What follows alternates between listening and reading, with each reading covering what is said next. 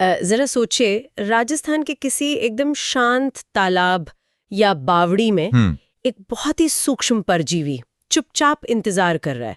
मतलब उसे बस इंतजार है कि कोई इंसान उस पानी में उतरे या उसे पिए, ताकि वो उसके शरीर में दाखिल होकर एक जैविक एक रिले रेस शुरू कर सके। बिल्कुल, और वो रेस काफी डरावनी होती है। हाँ ना, महीनों बाद वो परजीवी 1 मीटर लंबे सफेद धागे की तरह इंसान की त्वचा फाड़कर बाहर निकलता है।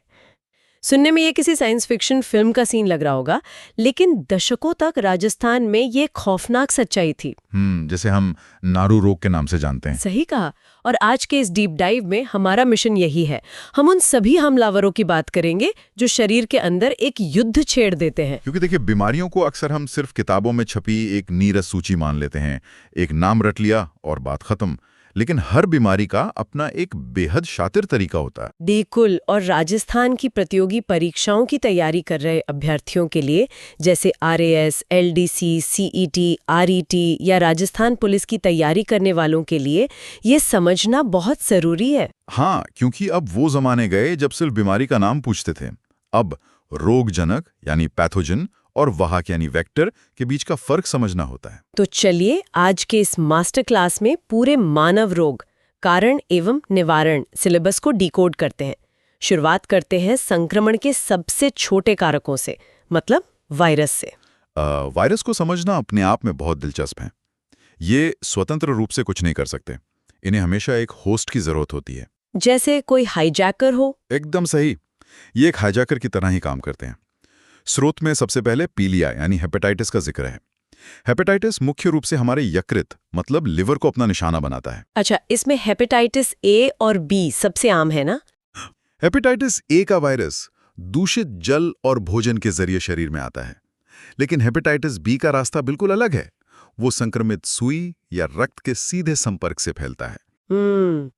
और इसका जो सबसे आम लक्षण है, त्वचा और आंखों का पीला पड़ जाना, वो असल में लिवर के काम न कर पाने का नतीजा है ना? मैं सही सोच रही हूँ? बिल्कुल सही। लिवर हमारे शरीर का मुख्य फिल्टर है। तो जब वायरस लिवर की कोशिकाओं को हाईजैक कर लेता है तो रक्त में बिलीरुबिन नाम का पीला पदार्थ जमा होने लगता है। ओहो। हाँ, और उसे लिवर फिल्टर नहीं कर पाता, इसीलिए शरीर पीला दिखने लगता है। ये हाईजैकर वाली बात रेबीज के वायरस पर भी बहुत सटीक बैठती है शायद। हाँ, रेबीज का वायरस तो और भी शातिर है। वो खून में नहीं जाता, बल्कि सीधे हमारे केंद्रीय तंत्रिका तंत्र यानी सेंट्रल नर्वस सिस्टम पर नियंत्रण कर लेता है। बाप रे, मतलब सीधा दिमाग पर? हाँ, जब कोई संक्रमित जानवर जैसे कुत्ता काटता है तो लार के जरिए वायरस आता है। ये परिधीय नसों के रास्ते सीधा दिमाग तक पहुंचता है। और इसी वजह से वो हाइड्रोफोबिया वाला लक्षण दिखता है। बिल्कुल, हाइड्रोफोबिया मतलब जल भीति। दिमाग गले की मांसपेशियों को सही संकेत नहीं दे पाता। मतलब मरीज को पानी से इतना डर लगता है कि वो पानी पीने के विचार से ही घबरा जाता है। हाँ, भयंकर जकड़न होती है। इसके लिए पास्चर उपचार बहुत जरूरी है। इसमें 0, 3, 7, 14 और 30 दिन के अंतराल पर वैक्सीन लगती है। अच्छा, और वायरस केवल नर्वस सिस्टम पर बाहर से हमला नहीं करते, कुछ पेट के रास्ते भी जाते हैं, पोलियो की तरह। पोलियो एक एंटेरोवायरस है। देखिए, एंटेरो का मतलब ही आंतों से जुड़ा है। दूषित भोजन और पानी से ये पहले पेट में जाता है, फिर वहां से नर्वस सिस्टम पर हमला करता है। हाँ, वहां से निकलकर ये रीढ़ की हड्डी पर हमला करता है और मोटर न्यूरॉन्स को नष्ट कर देता है। इसीलिए इसे बाल पक्षाघात कहते हैं, क्योंकि ये बच्चों को अपंग बना देता है। इसके बाद हमारी लिस्ट में चिकन पॉक्स और खसरा भी है। चिकन पॉक्स वेरिसेला जोस्टा वायरस से होता है। इसकी खास बात यह है कि एक बार हो जाए तो शरीर जीवन भर के लिए इसके खिलाफ इम्यूनिटी बना लेता है। अरे वाह। और खसरा? खसरा रूबियोला वायरस से होता है। इसमें मुंह पर लाल दाने आते हैं। फिर आता है डेंगू, जो काफी आम है लेकिन बहुत खतरनाक भी। डेंगू के मामले में अक्सर लोग कंफ्यूज होते हैं। इसका कारण तो डेंगू वायरस ही है, लेकिन इसे शरीर तक पहुंचाने वाला वाहक एक खास मच्छर है, एडीज इजिप्टाई, जो साफ पानी में पनपता है। हाँ, और दिन में काटता है। इसका सबसे खतरनाक लक्षण प्लेटलेट्स का गिरना है। हाँ, मैंने पढ़ा था कि प्लेटलेट्स हमारे शरीर के बैंडेड की तरह काम करते हैं। बिल्कुल, वो खून बहने से रोकते हैं। वायरस इन्हें नष्ट करता है तो इंटरनल ब्लीडिंग का खतरा हो जाता है। LDC और CET में अक्सर एडीज मच्छर और प्लेटलेट्स वाले लक्षण पर सीधे सवाल आते हैं। तो ये तो हुई वायरसों के बात, जो कोशिकाओं को अंदर से हाईजैक करते हैं। अब अगर हम थोड़ा आगे बढ़े तो जीवाणु, मतलब बैक्टीरिया जनित रोग आते हैं। वायरस के उलट जीवाणु अपने आप में पूर्ण कोशिकाएं हैं। ये हाईजैक करने के बजाय शरीर को एक युद्ध के मैदान में बदल देते हैं। जैसे किसी ने शरीर के अंदर अपनी कोई टॉक्सिक फैक्ट्री लगा ली हो। टीबी इसका बहुत बड़ा उदाहरण है। हाँ, क्षय रोग यानी टीबी माइकोबैक्टीरियम ट्यूबरकुलोसिस नाम के जीवाणु से होता है। 1882 में रॉबर्ट कॉख ने इसकी खोज की थी। ये रॉबर्ट कॉख वाला तथ्य आरएस प्रीलिम्स के लिए बहुत महत्वपूर्ण है। बिल्कुल, ये जीवाणु शरीर में ट्यूबरकुलिन नाम का विषैला पदार्थ छोड़ता है और यही टॉक्सिन हमारे फेफड़ों को गलाने लगता है। इसी वजह से मरीज को बलगम के साथ खून आता है। इसके बचाव के लिए बीसीजी का टीका और इलाज के लिए डॉट्स पद्धति है। हाँ, डॉट्स मतलब direct observed therapy short term. इसका फुल फॉर्म भी परीक्षा में बहुत पूछा जाता है। और टॉक्सिन छोड़ने की ये रणनीति टिटनेस में भी तो देखने को मिलती है। टिटनेस तो और भी भयावह है। इसका जीवाणु है क्लोस्ट्रीडियम टिटैनी, जो जंग लगे लोहे या मिट्टी से घावों के जरिए अंदर आता है। और फिर ये टिटेनोस्पाज्मिन नाम का जहर छोड़ता है। सही कहा, ये जहर सीधा मांसपेशियों के रिलैक्स होने वाले सिग्नल्स को ब्लॉक कर देता है। जबड़े लॉक हो जाते हैं, जिसे लॉकजॉ कहते हैं। शरीर पूरा धनुष के आकार का हो जाता है ना? हाँ, भयंकर ऐंठन होती है। बचाव के लिए बचपन में डीपीटी वैक्सीन दी जाती है। इसी तरह हैजा भी काम करता है ना? हैजा विब्रियो कॉलेरी जीवाणु से होता है।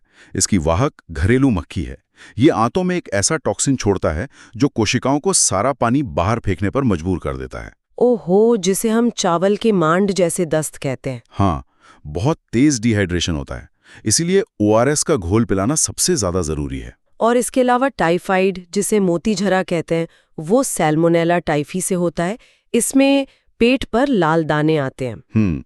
एक और बहुत संवेदनशील बीमारी है कुष्ठ रोग या लेप्रोसी। इसे हैंसन रोग भी कहते हैं। ये परिधीय तंत्रिका तंत्र को प्रभावित करता है ना? हाँ, माइकोबैक्टीरियम लेप्री जीवाणु सीधे हाथ पैरों की नसों पर हमला करता है। तो मरीज को दर्द का एहसास होना ही बंद हो जाता है, मतलब चोट लगती रहे उन्हें पता ही नहीं चलता। बिल्कुल। तो देखिए, ये थे जीवाणु। अब हम आकार में थोड़े बड़े परजीवियों पर आते हैं, प्रोटोजोआ। ये कोशिकीय होते हैं, लेकिन इनका जीवन चक्र बहुत जटिल होता है। इसमें सबसे बड़ा नाम तो मलेरिया का ही है। और मलेरिया में रोगजनक और वाहक को लेकर बहुत कंफ्यूजन होता है। जैसे पटवार परीक्षा में कई बार अभ्यर्थी इसी में अटक जाते हैं। देखिए, मलेरिया प्लाज्मोडियम नामक प्रोटोजोआ से होता है। ये रोगजनक है, लेकिन इसे शरीर तक पहुंचाने का काम मादा एनोफिलीज मच्छर करती है, जो वाहक है। तो जब मच्छर काटती है तो प्लाज्मोडियम सीधे लिवर में जाता है। हाँ, लिवर में वो अपनी फौज तैयार करता है। फिर हमारी लाल रक्त कणिकाओं मतलब आरबीसीज और प्लीहा पर हमला बोलता है। और जब आरबीसीज फटती हैं तब टॉक्सिन रिलीज होता है। बिल्कुल। और तभी मलेरिया के वो 3 खास चरण दिखते हैं। पहले तेज ठंड लगना, फिर बहुत तेज बुखार आना और अंत में पसीना आकर बुखार उतर जाना। ये 24, 48 या 72 घंटे में बार बार दोहराया जाता है। अच्छा, मच्छरों को मारने के लिए स्रोत सामग्री में एक बहुत ही रोचक जैविक तरीका दिया गया है, गंबूशिया मछलियां। हाँ, ये बायोलॉजिकल वॉरफेयर का बेहतरीन उदाहरण है। मुझे तो ये बहुत कमाल लगा, रसायनों की जगह मछलियां यूज करना। हाँ, रुके हुए पानी में गंबूशिया मछलियां छोड़ दें तो वो मच्छरों के लार्वा को ही खा जाती हैं। ये बहुत ही इको फ्रेंडली तरीका है। और प्रोटोजोआ से होने वाला एक और रोग अमीबियासिस है, जो एंटमीबा हिस्टोलिटिका से होता है। दूषित जल से ये आंतों में जाता है और वहां अल्सर या घाव कर देता है। अभी तक हमने माइक्रोस्कोपिक चीजों की बात की। अब उन कृमियों मतलब वर्म्स पर आते हैं जिन्हें देखा जा सकता है। हेलमिंथ्स जनित रोग। हाँ, इनका घुसपैठ का तरीका बहुत अलग है। पहला है हाथी पांव। ये वुचेरिया ब्रैंकोफिटाई कृमि के कारण होता है ना? और क्यूलेक्स मच्छर इसका वाहक है। सही। ये कृमि हमारी लसिका ग्रंथियों मतलब लिम्फ नोड्स को ब्लॉक कर देता है। लसिका तंत्र जो शरीर के एक्स्ट्रा फ्लूइड की सफाई करता है। बिल्कुल। जब ड्रेनेज ब्लॉक हो जाएगा तो तरल पैरों में जमा होने लगता है। पैरों में इतनी सूजन आ जाती है कि वो हाथी के पैरों जैसे दिखने लगते हैं। इसके उपचार में हिटराजन दवा का उपयोग होता है। और अब वापस उस रोग पर आते हैं जिससे हमने शुरुआत की थी, नारू रोग। ड्रैकनकुलस मेडिनेंसिस कृमि। इसका जीवन चक्र तो किसी रिले रेस जैसा है। संक्रमित व्यक्ति जब पानी में उतरा तो कृमि ने अंडे दे दिए। हाँ, और फिर पानी के साइक्लॉप्स उन अंडों को खा लेते हैं। फिर इंसान बिना छाने वो पानी पी लेता है। और पेट का एसिड साइक्लॉप्स को मार देता है, लेकिन कृमि का लार्वा बच जाता है।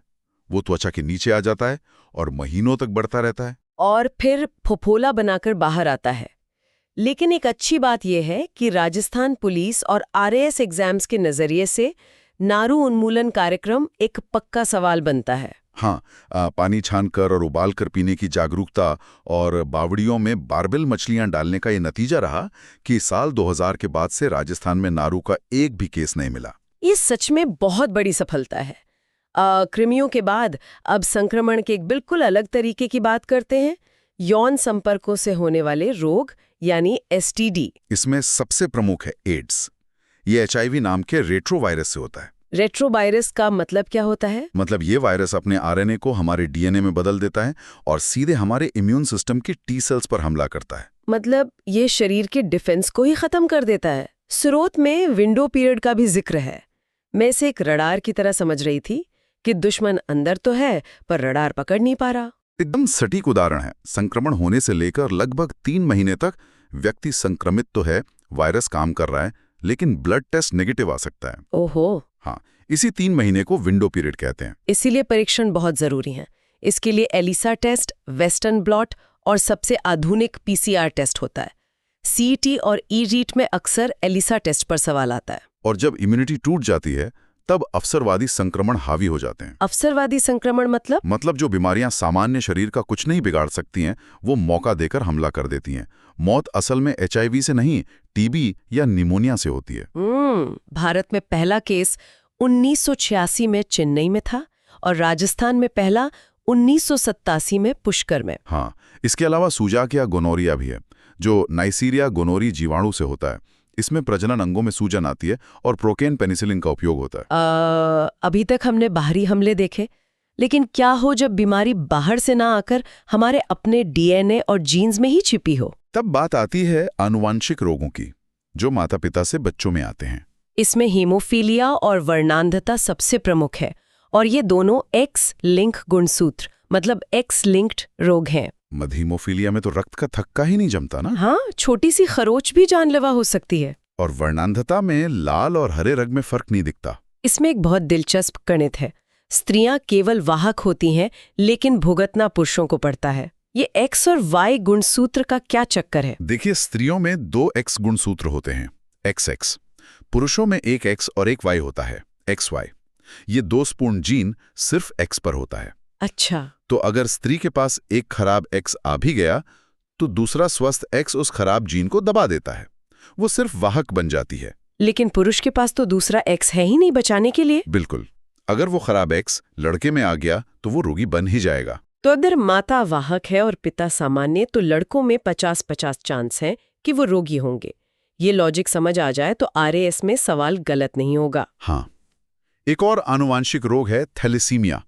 इसमें दोषपूर्ण हीमोग्लोबिन बनता है, तो मरीज का रक्त बार बार बदलना पड़ता है। इतनी सारी बीमारियों के बाद अब हमें ये भी देखना चाहिए कि इनसे लड़ने के लिए सरकार का डिफेंस मैकेनिज्म क्या है।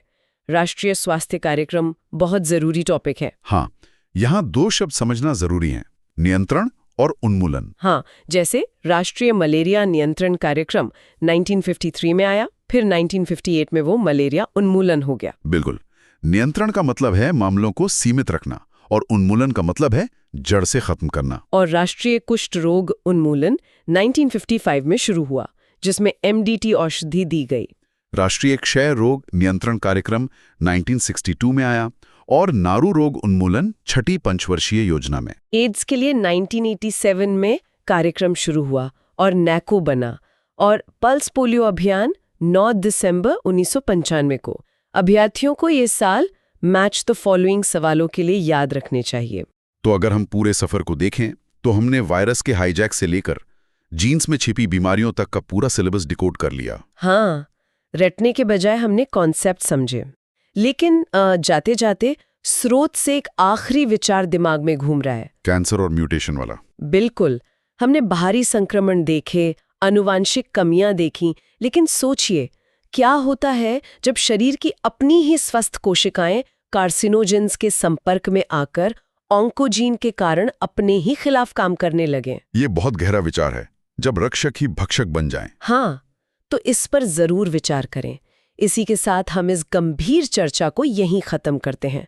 प्रतियोगी परीक्षाओं के लिए शुभकामनाएं और विज्ञान को यूं ही समझते रहिए।